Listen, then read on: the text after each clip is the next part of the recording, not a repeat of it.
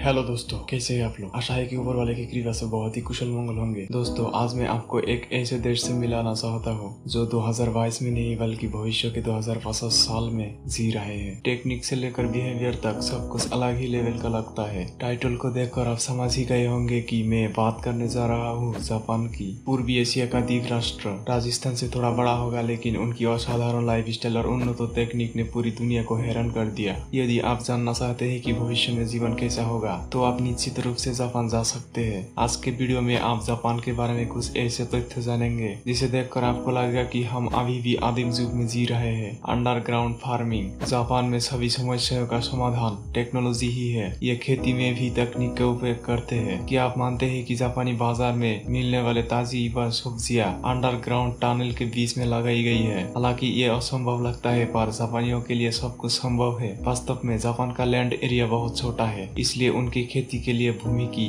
मात्रा बहुत कम है। इसलिए ये एक सबसे अलग तरीका लेकर आते हैं और जापान खेती के लिए अपनी अनावश्यक सुरंगों और सबवे का इस्तेमाल करते हैं। और 2015 में जापान के मेट्रो विभाग ने सबवे टनल के बीच में पहली सब्जियां लगाई। फिलहाल पूरे जापान में इस फॉर्मूले का पालन किया जा रहा है। तकनीक की मदद से जापान बिना मिट्टी और कम पानी से फसल पैदा करता है। जापान के शहरी क्षेत्रों में कई कृषि कंपनियां हैं जो अंडरग्राउंड के बीच या बिल्डिंग में खेती करती है। Bullet train.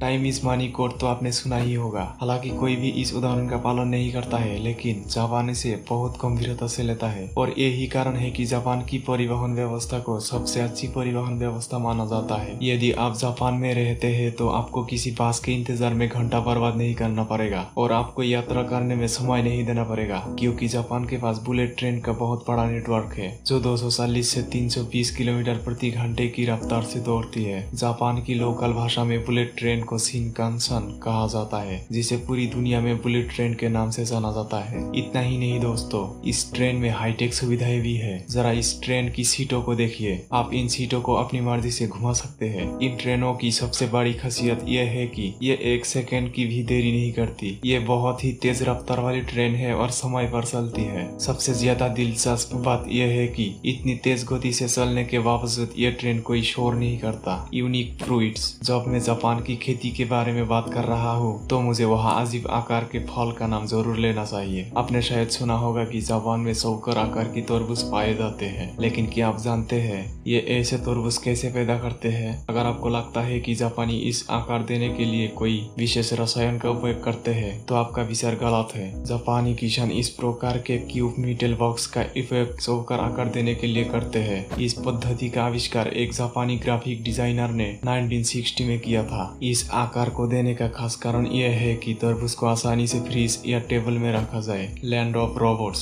भविष्य पर बेस की फिल्मों में आप देखेंगे कि सेना में, क्या आपको पता है, होटल, रेस्तोरां और कारखाने में भी ये काम कर रहे हैं। जापान के लिए ये सिर्फ दिखावे के लिए नहीं बल्कि हकीकत के लिए है, क्योंकि जापान के कई सेक्टरों में रोबोट्स इंसानों की तरह काम कर रहे हैं। कभी कभी उन्हें होटल रिसेप्शनिस्ट या रेस्तोरां वेटर के रूप में देखा जाता है। आपको 24 घंटे सेवा प्रदान करने में सक्षम रोबोट हर जगह दिखाई देंगे। इतना ही नहीं, रोबोट्स ने मेडिकल और स्पेस सेक्टर में भी काम करना शुरू कर दिया है। कोरोना महामारी के दौरान रोबोट ने अस्पताल के आइसोलेशन वार्ड में कोरोना से संक्रमित मरीजों के दवा पहुंचाई। यहाँ तक कि रोबोट ने रूटीन चेकअप से लेकर मरीजों की निगरानी तक सब कुछ किया। इतना ही नहीं, जापान ने अंतरिक्ष में रोबोट भी भेजे। 2013 में जापान ने अंतरिक्ष में पहली बार रोबोट भेजा जिसका नाम की रोबो था। जापान में भूकंप पीड़ितों को खोजने में रोबोट की भी भूमिका होती है। इतना ही नहीं, ये रोबोट जापानी कपल्स से शादी करवाने का जिम्मेदारी उठाते हैं। पुजारियों की तरह ये जापानी रीति रिवाजों के अनुसार मंत्रों का उच्चारण करके विवाह पूरा करते हैं। Hi tech toilet. अगर ऐसा हुआ कि